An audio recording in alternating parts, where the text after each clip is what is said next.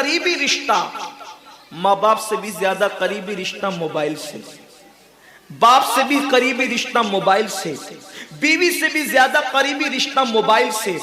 आप कहेंगे इतना करीबी रिश्ते की आप बात करते हैं। हम कहते हैं जो जितना करीबी रिश्तेदार होता है उस पर तवज्जो उतनी ज्यादा होती है, उससे प्यार उतना ज्यादा होता है, उसकी तरफ तवज्जो उतनी ज्यादा होती है, उससे लगन उतना ज्यादा होता है। हमारी आंख अभी बिस्तर पर खुली नहीं होती और हम सीधा हाथ उठा करके आंखें, आधी आंखें बंद होती है और आधी आंखें खुली होती है और हम पहले अपने मोबाइल की तरफ हाथ बढ़ाते हैं। किसी का मैसेज तो नहीं आया। मेरे प्यारे आका सल्लल्लाहु अलैहि वसल्लम के प्यारे दीवानों, अम्मी के पास बैठे हैं फिर भी मोबाइल, बीवी के पास बैठे हैं फिर भी मोबाइल, वालिद के पास बैठे हैं फिर भी मोबाइल। हद तो ये है कि मस्जिदों के अंदर बैठे हैं फिर भी मोबाइल। यकीनन अगर काम के मैसेजेस हो और अगर काम और जरूरी चीज हो, टाइम देखना हो, तो आप यकीनन मोबाइल को हाथ में लें। मोबाइल कोई बुरी चीज नहीं है, लेकिन इंसान कितना डूब गया, इबादत का सारा वक्त इंसान अपने मोबाइल पर जाया करता है।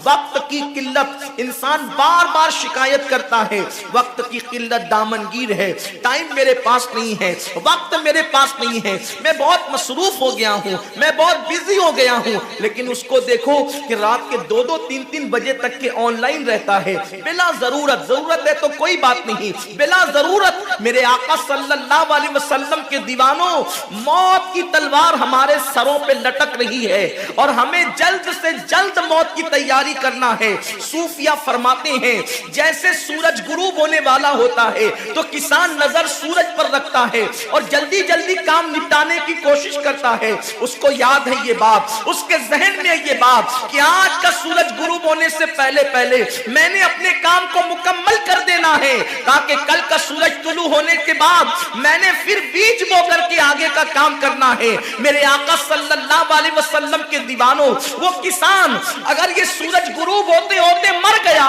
तो कल उसका काम कोई और कर जाएगा। उसका बेटा बीज बोएगा, उसकी बहू बीज बोएगी, उसकी बीवी बीज बोएगी, उसके रिश्तेदार बीज बोएंगे। लेकिन याद रखना, अगर दुनिया के अंदर हमारी जिंदगी का सूरज गुरूब हो गया तो फिर नेकियों का बीज हमारी जगह कोई नहीं बो सकता।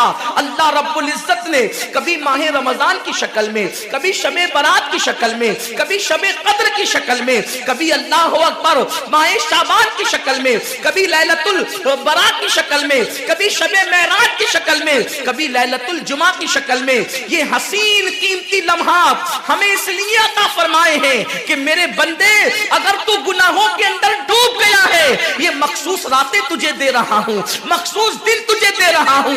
इन रातों में मेरी इबादत कर ले, इन दिनों में मेरी इबादत करके मुझे राजी कर ले, ताकि मैं तेरी मगफिरत कर दूं। और फिर रमजान शरीफ की तो बात ही जुदा है। माह रमजान तमाम महीनों का सरदार है।